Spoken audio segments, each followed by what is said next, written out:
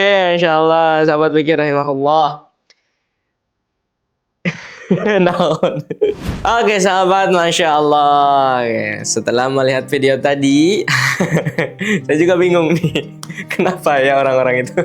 Menghadap kiblat merupakan syarat sah dalam melaksanakan sholat.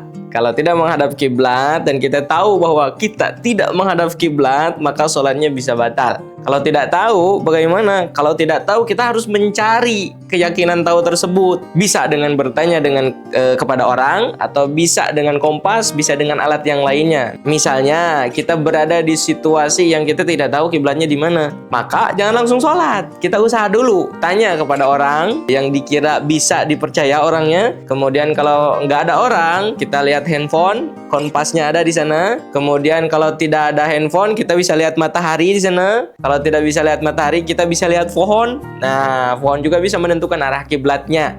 Di mana ada lumut, di sana arah kiblatnya. Biasanya seperti itu. Tapi kalau ini di situasi sholat, misalnya ini sholat berjamaah, nggak tahu sholat Idul Adha atau Idul Fitri ya, di masjid tapi di luar masjid, mungkin masjidnya udah penuh, tapi kok beda kiblatnya ini.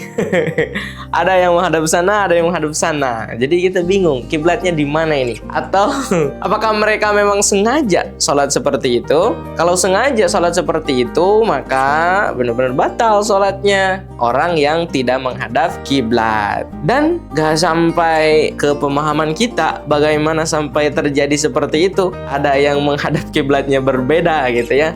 Seiman tapi tak sekiblat, itu nggak boleh ya.